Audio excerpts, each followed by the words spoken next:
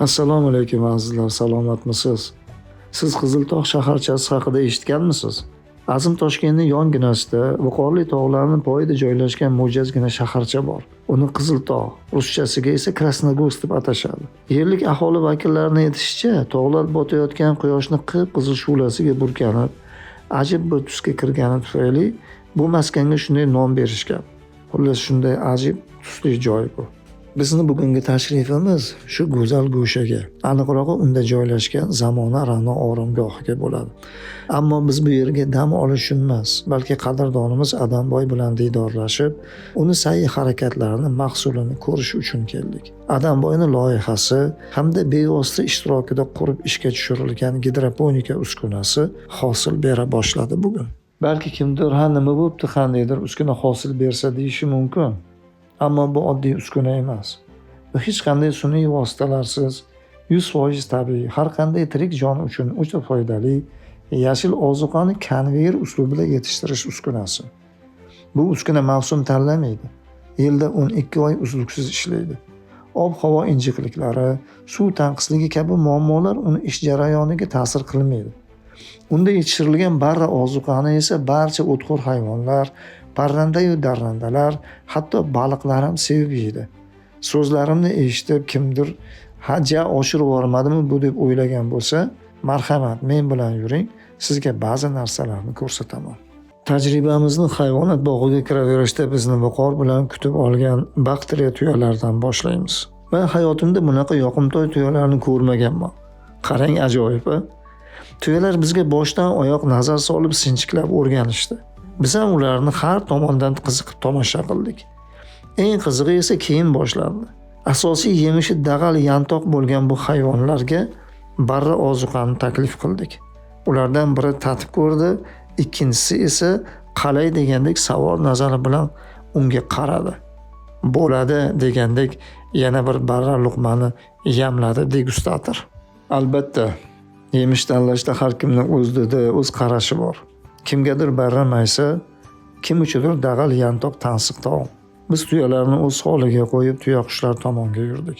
Nomida yaqin o'xshashlik bo'lsa-da, bu ikki mavjudot o'rtasida yer bilan osmoncha farq bor albatta. Tuya sahro qiroli bo'lsa, tuyaqush Afrika savannalarining sardoridir. Bu parrandaning jussasini yaqindan ko'rgan odamni uni qush deyishga tili ham bormaydi.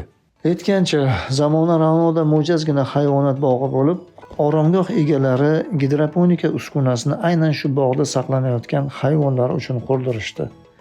Bugun shu hayvonlarga ilk marotaba yashil ozuqani taklif qilamiz va siz azizlar ushbu test jarayonini bevosita shohidlari bo'lasiz. Qani ketdik bo'lmasa. Tuyaqushlar tuyalar kabi ortiqcha tavoze qilib o'tirishmadi. Oldilariga tashlangan barra yemishi loqqa yuta boshlashdi. Xullas, bu tansiq taom ularga manzur bo'ldi. Yo'limizda keyingi uchragan yoqimtoylar chipor kiyiklar edi. Menimcha kiyiklar tuyoqlilar orasida eng tabi nozik mavjudotlar bo'lsa kerak. Shu boisdan ular har nimani yeyavermaydi. Tanlab yeydi. Qiziq, biz taklif qiladigan ozuqa ularga yoqarmikan?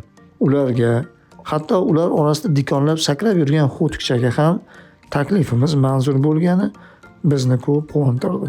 Oxuga manzur bo'lgan yemish boshqalarga yoqishi aniq albatta. Ammo echkilarga esa ko'p ham farqi yo'q. Echkiga muhimi ko'proq bo'lsin. Barra ko'katmi, dag'al xashakmi, daraxtning shoxlarimi, hatto po'stlog'i ham bo'laveradi. Ko'p ham tanlab o'tirmaydi. Biz taklif qilgan yemish ularga qanddek yoqdi. Azizlar, siz it maysa yeganini ko'rganmisiz? Men ko'rganman. Maysani, hatto qovun po'chog'ini yegan itlarni ko'rganman. Ammo biz bu zotdor itlar ustida bunday qaltis tajriba o'tkazishga botinmadik. Yo'limizda davom etarkanmiz quyonchalarga duch keldik. Aytgancha, meni gidroponika sohasiga kirib kelishim aynan shu yoqimtoy mavjudotlar tufayli bo'lgan. Quyonchalar hazm tizimi o'ta nozik, yemishni injiqlik bilan tanlovchi hayvonlar. Ularni oshqozoni arzimagan narsadan buzilib qolib, nobud bo'lishlari hech gap emas. Shu boisdan aksar holatlarda ularga quruq omoqda yem beriladi. Ammo bunday yemlar tarkibidagi vitamin, mineral aralashmalari anorganik, kimyoviy unsurlardan iborat bo'lgani tufayli foydasidan ko'ra zarari ko'proq. Chunki har qanday sun'iylik tabiiylikning ziddidir. Har qanday tirik mavjudot esa hayoti uchun zaruriy bo'lgan barcha moddalarni organik ozuqalar tarkibidan yaxshi o'zlashtiradi. Bu qayta isbotlanayotgan ilmiy haqiqat bo'lib, kim uni inobatga olmasa, sog'ligida jiddiy muammolarga duch keladi. Ammo bu alohida mavzu. Endi o'zimizning mavzuga qaytsak. Odatda quyonchalar gidropon ozuqani sevib yeyishadi.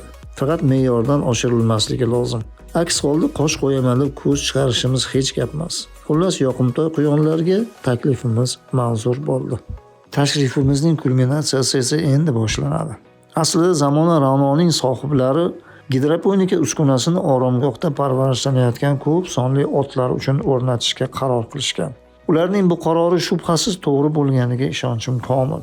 Chunki shu kungacha otlar ustida o'tkazilgan ko'plab tajribalarda bu yoqimtoy hayvonlarni gidropon ozuqani yaxshi ko'rib yeb, yaxshi hazm qilishlari, tabiiyki bu yashil omuqda yem ularning rivojlanishiga ijobiy ta'sir qilgani haqida ishonchli xulosalarga erishilgan. Aytmoqchimanki, bu masalada yangitdan g'ildirakni kashf qilishga hojat yo'q.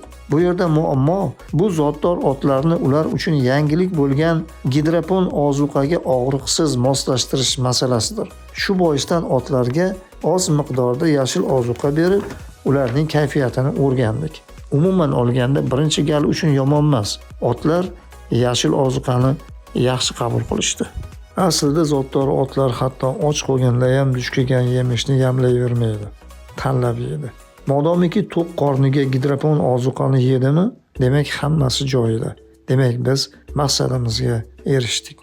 Azizlar, bu mo'jazgina hayvonot bog'chasini aylanar ekanman, qat'iy bir xulosaga keldim. Xulosam shuki, gidroponika uslubida yetishtirilgan yashil ozuqa nafaqat nima berilsa ajratmay pashillab yamlaydigan mollar, yem tanlaydigan chimxo'r qo'ylar, balki barcha o'txo'r hayvonlar, parranda-yu darrandalar, hatto baliqlarga ham manzur bo'ladigan universal, biologik faol, ekologik toza, iqtisodiy jihatdan tejamkor, eng muhimi esa hayvonlarning intensiv rivojlanishi uchun barcha zaruriy unsurlarni yengil o'zlashtiriladigan organik birikmalar holatida o'zida jamlaydigan ajoyib bir mahsulot ekaniga amin bo'ldim.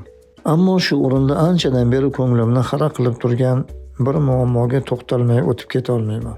Aslida yurtimizda minglab yillik tarixga ega bo'lgan gidroponika uslubi hanuzgacha chorvachilik, parrandachilik, baliqchilikda munosib o'rnini topmagani, Yevropa va Amerika, hatto Xitoy va Hindistonda keng qo'llanilayotgani, qo'shnimiz Qozoq elida ham chorvachilikni ajralmas qismiga aylangani, bizda esa hanuzgacha otam qilgan ishni qilaman, molni pishirib yemlash kerak deb qaysarlik qilinayotgani g'alati holat emasmi? Bu haqida jiddiy o'ylab ko'rish vaqti kelmadimi? Ushbu tashrifimiz so'ngida yurtimizda gidroponika uslubini rivojlantirish yo'lida bir necha yillardan beri jon kuydirib kelayotgan qadrdonim Adamboydan qisqagina intervyu berishini so'radim. Adamboy biroz taraddudlangach rozi bo'ldi. Aslida bu kamsuqum yigit galstuklarni taqib yuqori minbarlardan turib va'z qilishdan ko'ra mavjud muammolarni yechish uchun amaliy harakat qilish afzal deb biluvchi ish odami. Shu boisdan ham o'zi korjomani kiyib olib, ish ustida turadi. Ko'p gapirmaydi, aytganiga amal qiladi. Ana shunday inson Adamboy. Quyida Adamboyga bergan 2 savolimga lo'nda qilib bergan javobi bilan ushbu video lavhamni yakunlayman. Gidroponika uslubida yetishtiriladigan ozuqa o'zi nima? Gidroponika uslubida yetishtiriladigan ozuqa sifat jihatdan o'zida vitamin, minerallarni saqlaydigan, hazmi yengil, tirik omoqda yem hisoblanadi. Ikkinchi savolim, bu yemni masalan uzluksiz ishlab chiqarish uchun nima qilish kerak? Bunaqa yemni ishlab chiqarish uchun konveyer uslubi qo'llaniladi. Bu uskunani biz sizga o'rnatib berishimiz mumkin. So'zimni so'ngida esa siz azizlarga aytadiganim, innovatsiyalar har qanday soha taraqqiyotining garovidir. Gidroponika uslubi esa chorvachilikning kelajagidir.